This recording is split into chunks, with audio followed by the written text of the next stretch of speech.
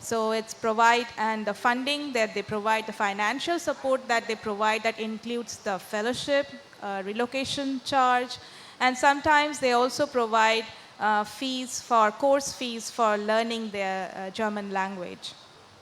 And besides Max Planck, there are other funding agencies also, like DAAD, and they also provide the short-term fellowship and PhD scholarship for 4 years program. There is a maximum 4 years program, postdoc and experience research programs.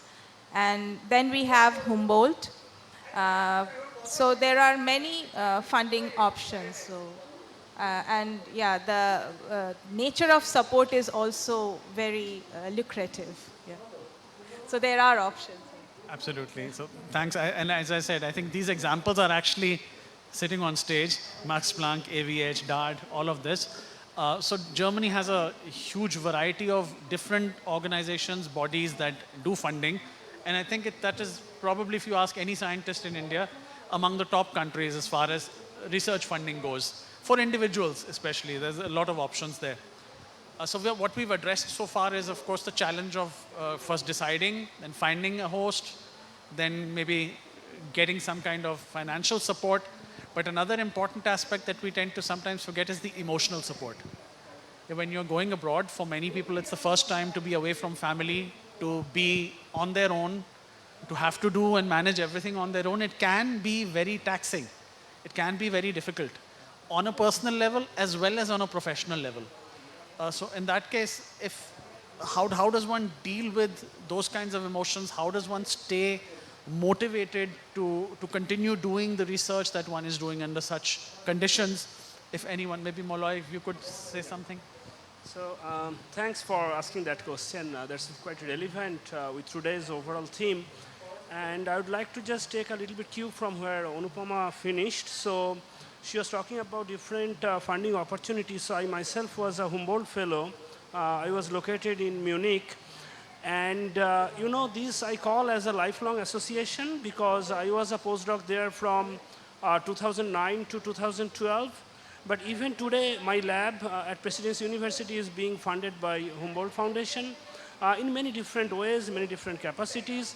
Now my lab is twined with a laboratory in Germany, and students from my lab, they go there for 2 months in a year, they work there and come back. So that is why, I think this kind of fellowship that you can go when you go to Germany, it can bring you a lifelong opportunity. It's not just like one time you go, because I previously did my first 2 postdoc in US, and then I decided to move to Germany. But then, today I really feel happy that I had taken that decision, because even today, after completing so many years of finishing my postdoc days, even I feel association with German scientific community. And when you are working in Germany, in many different ways, not only in Germany, in any part of the world, you can face failure. And if you want to be successful in science, I think you have to embrace your failure. Yeah, you have to accept that failure is a part of a successful scientist's life. So that is why you have to accept that quite often the experiment may not work. Quite often the data that you get may not the way that you want the data to have.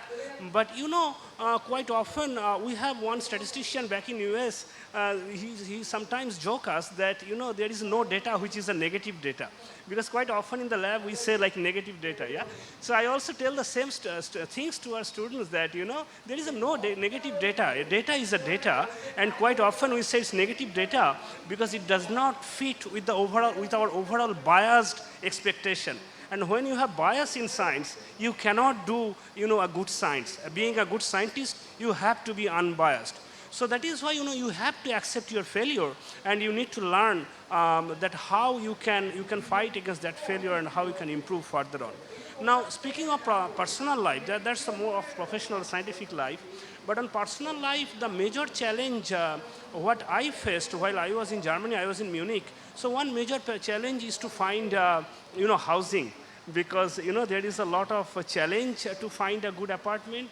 And initially, you have to learn the language. But once you learn the language and you feel integrated inside the society, I feel that it's one of the fantastic country to be relocated. So that is why, we should have open mind to learn from their culture, to interact with diverse group of people, to go beyond the lab, and then you feel that it's a fantastic world, even beyond the scientific world. Now, since you mentioned the keyword culture, so far we were talking more about the scientific stuff, the more academic angle. Maybe I'll have a couple of questions also which are not so scientific in nature, but in general. I would also like to encourage if anyone in the audience has a questions for one of our panelists, please think of it and raise your hand. I'll ask you again in a while, so you can pose your questions if you want. I'll just continue with some that I had thought of since we're talking, and this is like quick responses. Okay, this question, Anupam, I thought especially for you. The one aspect of Germany that surprised you. When generally we go, we have a notion in mind, this is how it's going to be. But was there something that you thought, wow, this is not how I'd imagined, this is different, or that just wowed you somehow? So, well, there are many. But since we are in a book fair, so I say something contextual. So I found out that people from Germany they love to read books and they really respect their language. So when you go to a supermarket or bookstore, you'll find books written in, known international books that are written in German. That surprised me, and you have the entire stock of books in their language. So if you know German, you can read actually anything. Yeah. In fact, I learned this yesterday also. On this stage, there was an inauguration yesterday, and a fact that was stated was that 10% of world literature is translated into German. And that's a huge number. And another 10% of world literature is translated into German language. I was not aware of that myself. And another interesting fact was that after English and Mandarin, German is the language in which, it's the third language in which the largest number of publications are actually printed. So yeah, and that's thanks for this anecdote about the book related cultural fact that surprised you. Amitava, since you have gone to a number of universities and cities in many countries, but Germany included, question to you would be, which one would be your favorite and why? Munich anytime. Sorry? So the reason is that, well, it's not that I'm particularly fond of the Bavarian beer, that I am, but the reason is that Munich is surrounded by a large number of, it's an industrial hub. And Germany as a manufacturing country, as a manufacturing economy, has a tight integration, as I said, with the industry. Research and industry go hand in hand.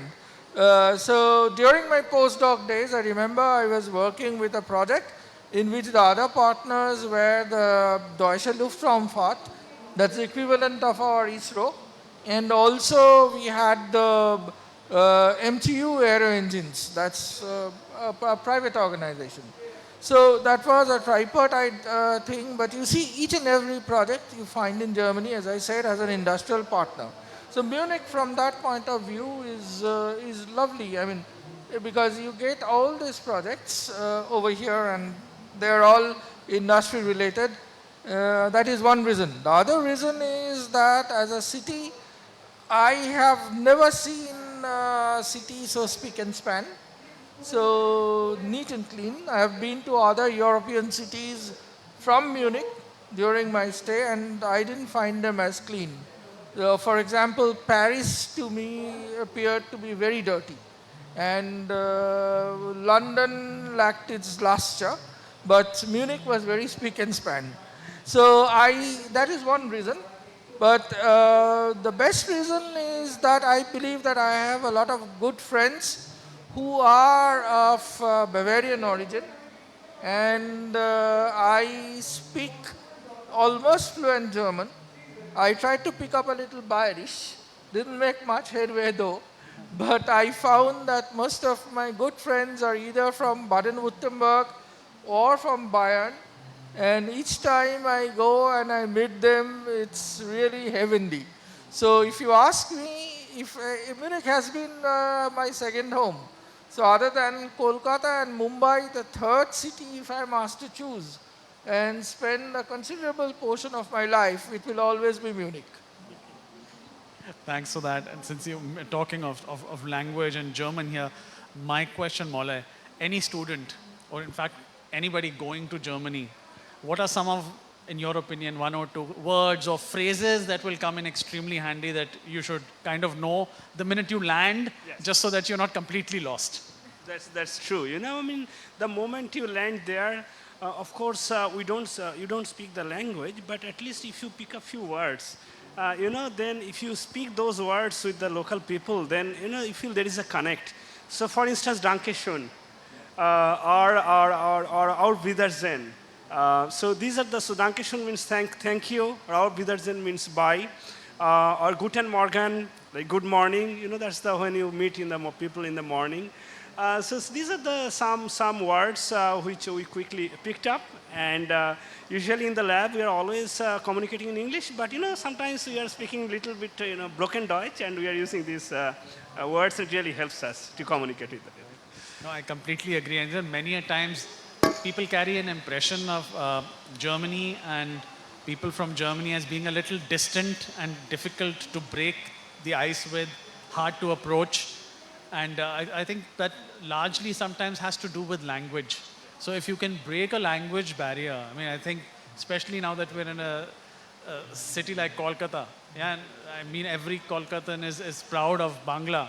So one can imagine that, you know, language has a very strong personal and cultural connect with many people. And I think it's a great, great barrier to the hearts of people that you will meet along your life. So I have a couple more questions and I'm about to end, but there are some questions from the audience. Maybe we take those first, and the last couple of questions I'll ask in the end. So there's a gentleman in the red and the gentleman in the white shirt. You will have to speak up with a microphone, or maybe you can write your questions and get them over to us. I don't know. Are there the volunteers? Okay.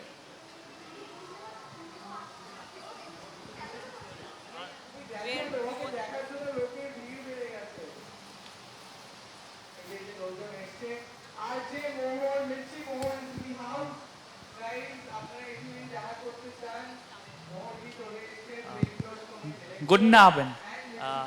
I am currently pursuing my PhD here in India, particularly from SARS place, Jadavpur University.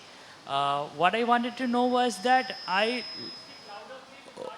what I wanted to know was that since I am in my PhD right now, what I have heard about the DAD programs, particularly the sandwich program and the fellowship programs. What should be the course for a PhD student like me to go and pursue, let's say, a short-term fellowship there, or spending some time there to work in a lab like that in Germany? And that is the question. So what is your subject? I couldn't catch it quite. I am in earth sciences, geosciences. Okay, in geosciences, great. So the first thing you are in Jadavpur University, right? So shall I give you the formal reply or the informal? Both if possible. Okay. The formal reply is like this. You can look up a lot of, you go to the DAD page. I believe there is a short-term fellowship program. And earlier this was for faculty members already enrolled, and that was postdoc. But I think for a PhD students also they have a short. Yeah, this you can do towards the end of your, it's usually done towards the beginning or towards the end. Okay, you have to get a host and you have to propose a program. The idea, so if you are working on, let's say, earth sciences, so I really don't know what your specialization is, but there are a lot of people who work on earth sciences and who come from different parts. I think there was a lecture of a German scientist in your department itself on the volcanic rocks, right? Yes, yes. Right. So you can actually build up on that, take a cue from that if that is your specialization, and you can write to that gentleman that you want to apply for a DAAD short-term fellowship, and if you want to apply, would he be willing to host you? Usually that is the straightforward case. And for a PhD student, using the writing is no, I mean, it's very easy. And again, you can try the same trick. I mean, the informal answer is go and meet Professor Pulak Sengupta straight away and ask him to write to one of his German friends and get you an invitation letter. Okay? Thank you, sir. Can I just add a little bit, a few more? So just one or two more information. So I think there is one scheme where you can apply for less than 6 months fellowship, and there is another one which is long term, which is up to 9 months. Yeah. So like what he told, I think one of the major challenge for Sandwich is that you have to find the right host, because his work has to be aligned with your work, and he has to be interested in your work also. So that is why I think first you have to find the right host, and if you through your supervisor or someone else like Professor Sengupta, if you can find a kind of link with the possible host, then it would be a easiest way to approach, because nowadays what we usually see, if the host little bit knows about the background of the students in a higher capacity, then he or she will have more confidence on the candidate, and they will provide a stronger support later. Because when you evaluate the application, it is not only just looking at the support letter from the German host, but from the language also we can assess the tone of that support. So that is why finding the right lab and right host would be the most critical thing for the likely success of your application. Yeah. Thank you. Thank you, sir. Thank you.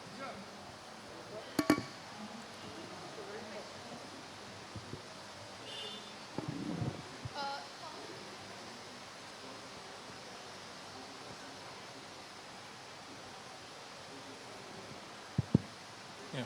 If you can comment about industry academia collaboration in Germany, and if there is anything that we can learn and apply in India, because in India this is not very encouraging, at least in drug discovery space.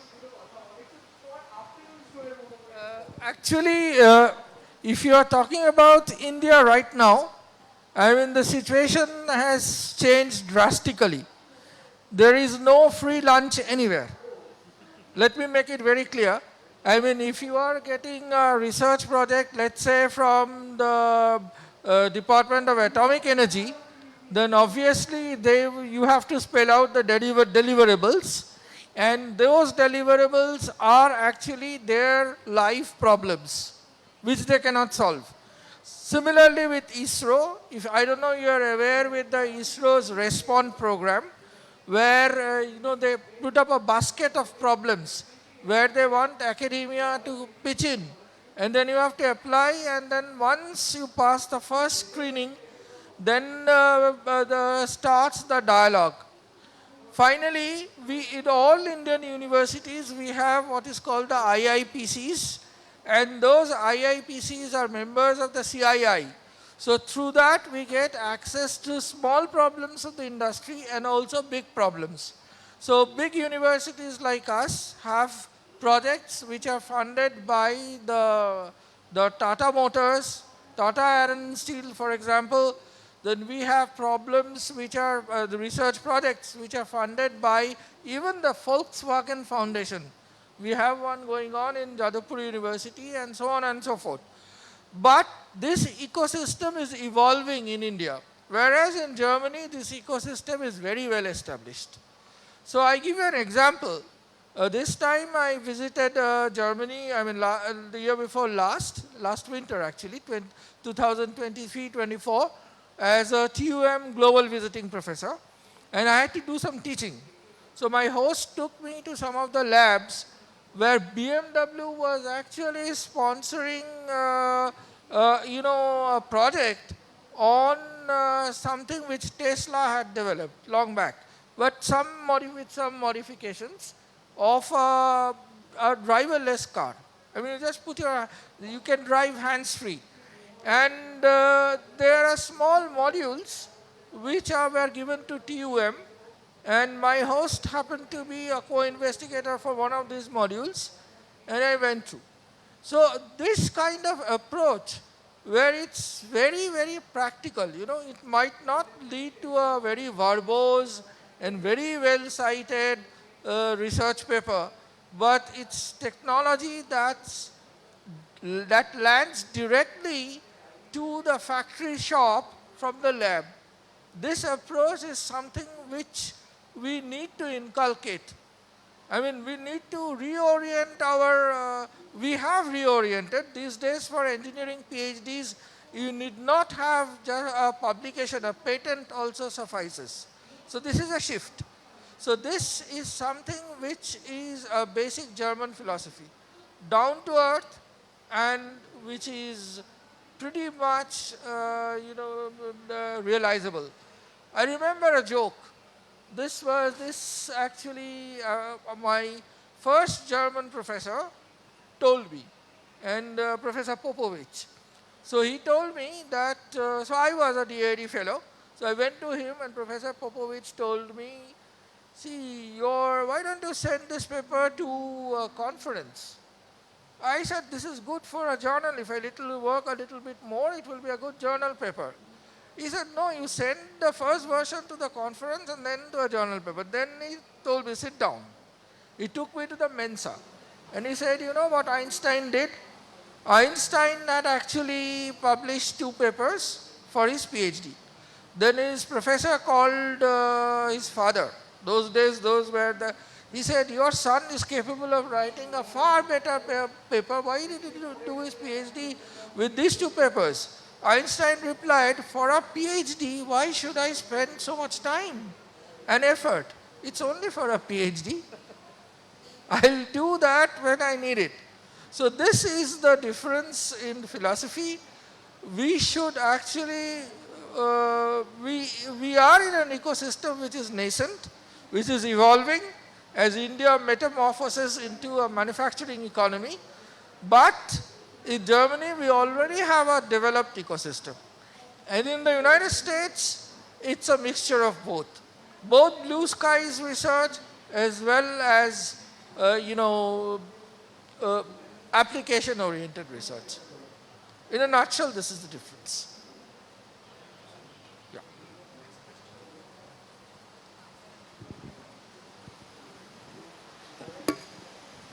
Hello, good afternoon. Actually, I'm from the humanities, so I was wondering if you can provide or have any idea regarding the information in humanities department. Oh, was I not clear? I'm sorry. Oh, yeah. I'm from the humanities, and I wanted to ask before I ask my further questions, if you have any idea about the information regarding humanities.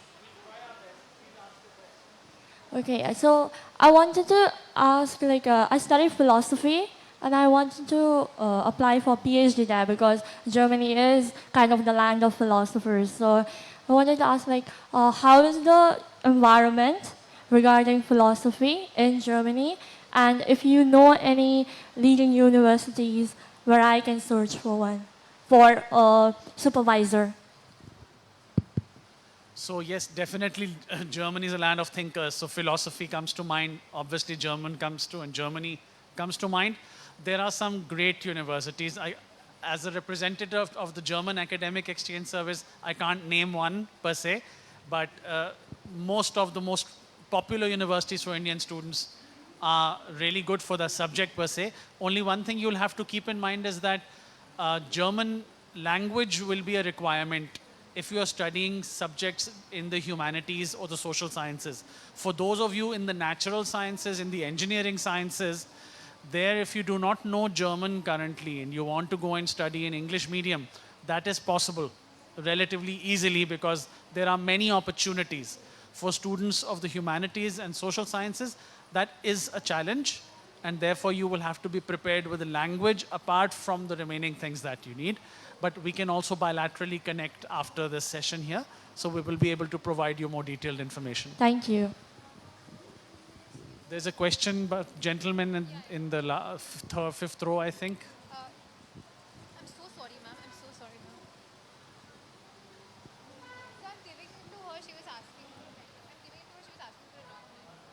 Okay, maybe we'll take his question also first and then come to you. Yeah, just can you pass on the mic, please? Because he's been raising his hand right since the beginning. So we'll just come to you in a minute.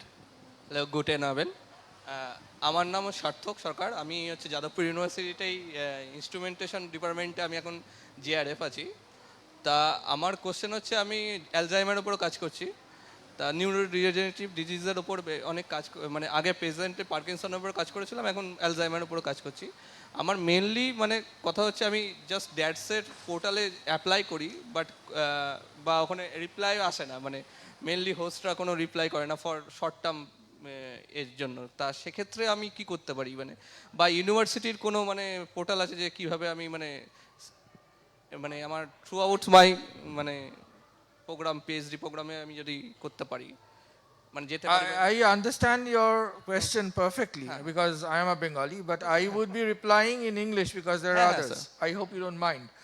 So first of all, say suppose you are working on Alzheimer disease, right? So you are an instrumentation engineer. So have you heard of something called a stent rod or a deep brain implant?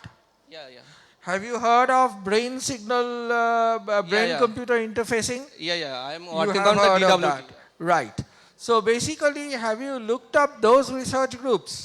yeah I looked up I mailed someone but they didn't No, reply. not someone. So Postdocs mainly. basically, what kind of brain-computer interface work have you done? What tools have you used? So those are very important. Yeah.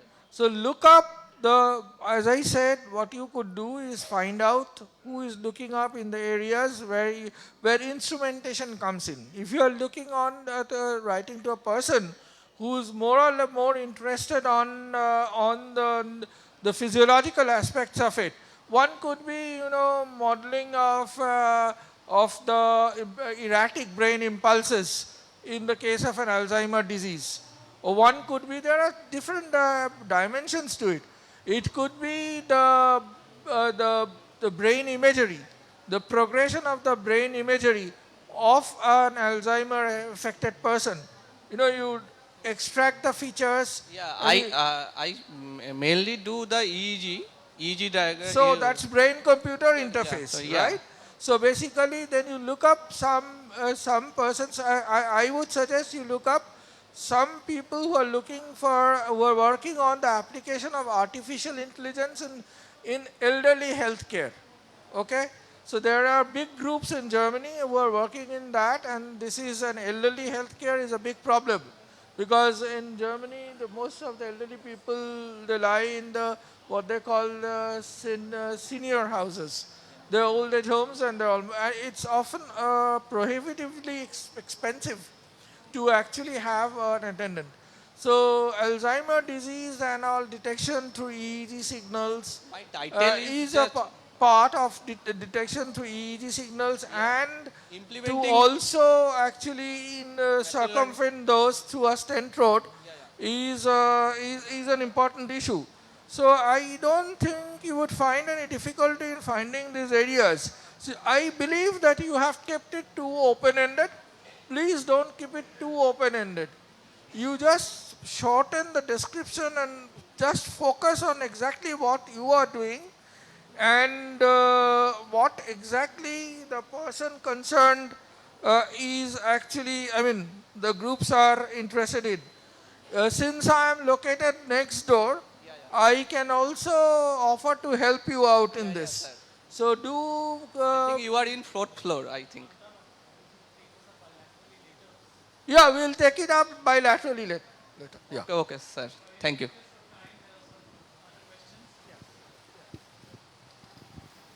So we'll take up this bilaterally, we're around, but I think many of the others might not be able to understand exactly what you're talking about. So let's take some further questions. Good afternoon, everyone. I want to pursue an MSc in finance in Germany. Can you and- speak a little louder, please? It will be easier for us to understand. Sorry, sir. I want to pursue an MSc in finance in Germany, and I have a few questions. May I ask? Please go ahead, ask. How can I shortlist universities? Sort and select. Okay, how do you sort and select universities for Yes, that? sir. Yes, sir. Okay, that's actually very simple, and that is relevant question for everybody because whatever your subject sir. might be, if you're really starting off, you don't know anything, go to the DAD website. Yes, sir. The DAD website has a search engine. If you can simply Google DAAD international programs. If you write DAD international programs, even right now, then it will open a search engine that we have created. There you Okay. can type the subject. So if you want to study finance, Yes, you sir. can select finance. If Yes, sir. somebody else wants to study power engineering, they can write power engineering. And then you will get a result of all the universities that offer programs in that discipline. So from Okay, there sir. on, you can start your search. So that is Okay, the sir. simple answer to your question and which is relevant to everyone. Okay, my another question is what qualities does DARD look for in scholarship applicants? Scholarship applicants, basically, I think we were speaking about this earlier also, academic merit is the most important thing. Yeah, we receive applications from very meritorious students, Yes, and sir. the selections of the DAD scholarships are entirely based on merit. The Okay. DART does not have any quotas for any specific disciplines. So whether you're from the social sciences, natural sciences, humanities, or engineering sciences, Yes, sir. you have an equal chance. We have no preference for one over the other. So it is really just a matter that you have to be academically good. And for our all our scholarships, I think what you're planning to do in Germany should be in sync with what you have done and should make good sense. So you should have a good proposal. That is what is most important. Right? Okay, sir. And what's the best way to straighten my profile for DART scholarship? Okay, how many questions do you have, if I may ask? No, no, this one the last questions. How can you strengthen? I think, of course, number one, as I said, it's academic, Yes. merit-based. So marks play a role. Yes, Yeah, sir. I will not say they don't. They play an important role because when you get hundreds and hundreds of applications, then the first, you know, parameter on which you're going to compare them are going to be marks. So what also matters is consistency. That's the second thing. You may not be the topper of your class, but if Yes, you sir. can prove and show that academically you have been a consistent performer, a good performer, maybe you have been improving upon your weaker performance from earlier, these things also matter. And at the end of the day, it's your application and how strongly your application and the questions that are asked, how strongly they are answered and how precisely and clearly they are answered.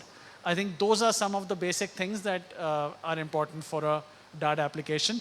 If you have further questions about what this, about the motivation letter? sorry? What about the motivation letter? Yeah, motivation letter plays an important role, but I think even more important role is your proposal of what you intend to do and why you intend to do it. Okay, Yeah? sir.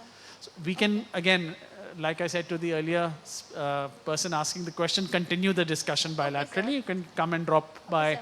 at the Germany pavilion at the DART counter. Okay, sir. Thank you so much. Thank you for the question. Are there any further questions from the audience? No, then I think I'll just wind up the session. We've already been holding up our guests for so long. Maybe the last questions to each of you. Amitava, I'll start with you now, the other way around. You had a long association with Germany also. So what is one very rewarding moment? Now, this is more the question go in terms of inspiring the audience. And that is how your answer should be. So what is that one moment where you feel where you felt rewarded, where you felt my life is making sense and it's been meaningful? Well, I have a dilemma. You know, I have to. It's like a kid in a toy shop, and you can just choose one. I mean, I have a big goodie bag which I have received from Germany in different forms. But if I have to choose the very best, I would say choose only one. I would always choose the last one because, as I said, a kid in a toy shop picks up the toy which he loves for some time and until and unless he gets a better one. So for me, the most rewarding was the 2023 award that I received from the TU München.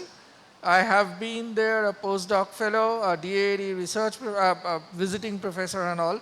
And in 2023, TUM selected me as a global visiting professor, which is actually very competitive because a lot of people from all over the world apply, and out of that, I think very few make it. So I think that was really a very rewarding moment for me. But then again, I said that I have a goodie bag, and this is the last one, and I would love it till I get something more. That's it. Right. So you're suffering from the recency bias. You're sharing with us the last one, so thank Yeah. you so much for that. On similar lines, maybe Anupama, if I may ask you, some very fulfilling or enriching experience or memory that you have of your research in Germany. I learned a lot of things from my research stay in Germany. And apart from the technical details specific to my research area, what I learned and is still helping me a lot is I learned professionalism in science, work ethics, and scientific communication skills and data presentation. So as an independent researcher here, these are helping me quite a lot. Great. And on similar lines, but I don't want to repeat my questions.